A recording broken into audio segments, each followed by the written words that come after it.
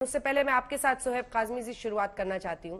आज सवाल ये पूछा जा रहा है कि कोई भी धर्म, कोई भी मजहब अपनी रक्षा के लिए किसी का गला कैसे काट सकता है? ये क्यों ये रीत चल पड़ी है देश में? देखिए, ये बड़ा ही हसास विषय है और जिस वक्त 26 तारीख को नुपुर शर्मा का बयान आया, उसके बाद से लेकर 27 तारीख को यह हादसा हुआ।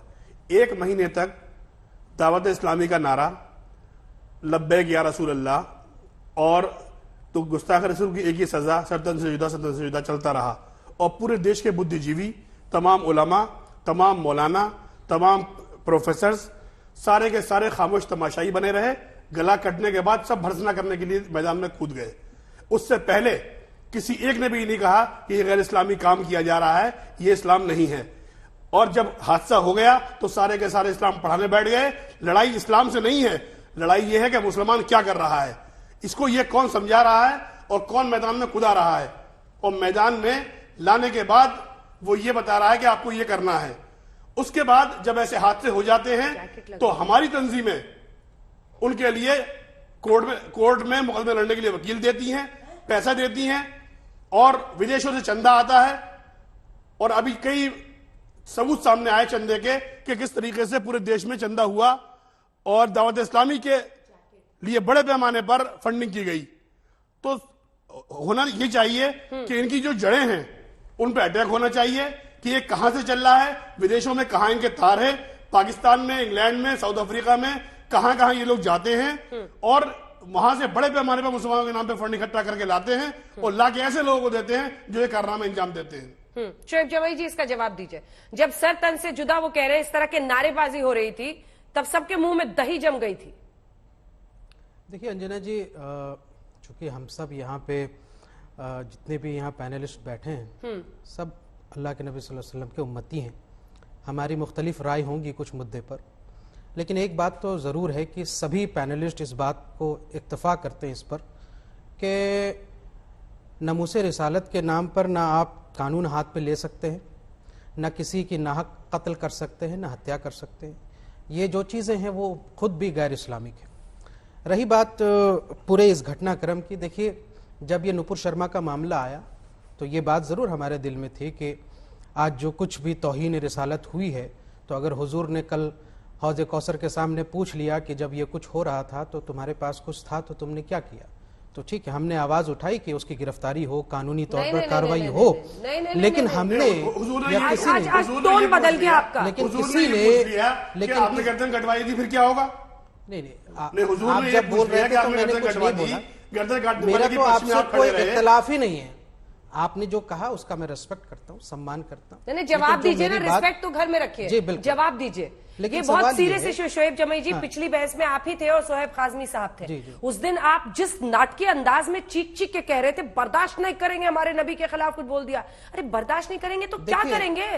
क्यों उकसा रहे थे लोगों को? नहीं, जवाब दीजिए। आप सुनिए, क्या सुप्रीम कोर्ट आज आपका टोन गिर गया क्योंकि एक डे लाइट बिहेडिंग हुई देश में? पूरे देश ने देख लिया कि ये जो नफरत आप फैला रहे थे वो कहां पर पहुंचा है। ऐसा है, क्या बात कर रहे हैं सर? टोन और टेनर की बात नहीं है, बिल्कुल है। ये बात है देश के माहौल की। जब सुप्रीम कोर्ट ने ये नुपुर शर्मा को कहा कि भाई आपकी वजह से जो है देश भर में घटनाएं हो रही हैं, उदयपुर की घटना के लिए नुपुर शर्मा का केस जिम्मेदार, कोई ऑर्डर नहीं है, वो टिप्पणी है। वो टिप्पणी थी, तो क्या जस्टिस पादरीवाला और जस्टिस कांत का विजडम नहीं है?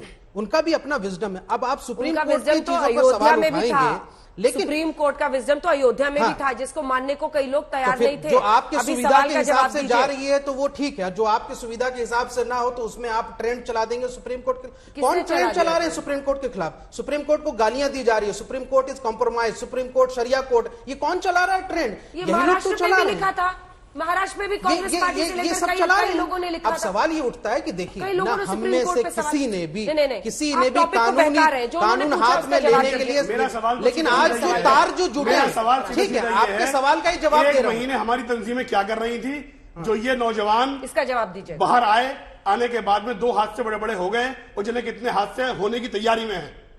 जिन नौजवानों ने यहाँ से सड़कों पर उतरे या हम जैसे लोगों ने जब चैनलों पे हमने मांग की तो ये वही बात थी जो भारत सरकार ने और भारतीय जनता पार्टी ने नुपुर शर्मा को कंडेम किया, उसको पार्टी से बाहर निकाला जब और उस पे ओवैसी ने एफआईआर कहा- दिल्ली पुलिस ने जब दर्ज ओवैसी की। ने कहा वो सब कफन मार के बाहर कानून के निकलेंगे, दायरे में तो था सारे मौलवी और क्यों खामोश संविधान थे? के दायरे में था। सुनिए, जब कानपुर के इमाम ने कहा कि हम देश की ईंट से ईंट बजा देंगे, कफन बार के बाहर निकलेंगे, तो उस टाइम सारे मौलवी खामोश क्यों थे? जिन मौलवी ने जो किया ये काम, आज वो सारे के सारे राजस्थान बाहर के निकल के बूंदी कह में रहे हैं गिरफ्तार कि हुए। इस्लाम नहीं है। वो राजस्थान तो के बूंदी में एक गिरफ्तार इस्लाम कहाँ हुए। चला गया था? जिन्होंने कहा वो राजस्थान के बूंदी में गिरफ्तार हुए। जो कानून को हाथ में लेगा वो हमारे साथ नहीं है। हमने संवैधानिक दायरे में एक बात की, लेकिन जो तार जुड़ रहे हैं साहब, सबसे ज्यादा कंसर्निंग ये है अंजना जी कि जो तार जुड़ रहे हैं उदयपुर का जो तार जुड़ गए अब आप इस्लामी से। बोलने नहीं देंगे, दावत आप इस्लामी नहीं से बोलने चालू है, देंगे, पाकिस्तान से मुझे चालू पता है है, अब आप बोलने नहीं और देंगे। नैनीताल के अब मोहल्ले आप में बोल क्या लीजिए कहा तो मैं है बोलूं। कि उनके डब्बे रखे हुए हैं चंदे के डब्बे रखे हुए ठीक है, हैं। ये महबूब बद्री की मैं से अर्शा काम मंत्री नहीं की चलेगा। जमात उन लोगों के लिए चंदे कर रही है ये कि तो हम मैं काम हम नहीं जेल से चलेगा। बचा के देखिए, वकील देंगे हम। ये कौन ठीक है। चंदा कर रहा है नहीं कर रहा, वो सब आज चंदा करते हैं। जितने आप- आतंकवादी ये हैं, भाई पूरे आप देश में मौलवी जितने हजरात आतंकवादी तो बंद करते होते होंगे, हैं, ये करके करते दोनों नहीं बंद स्टूडियो होने में के मैं एक आवाज घंटे भी के नीचे बाद- नहीं कर सकती। एक कर एक घंटे के बाद चंदा शुरू हो जाता है कि नाजायज फंस गए हैं, हम इनके लिए पैसा लाएंगे, उनके केस बढ़ेंगे। अच्छा ठीक।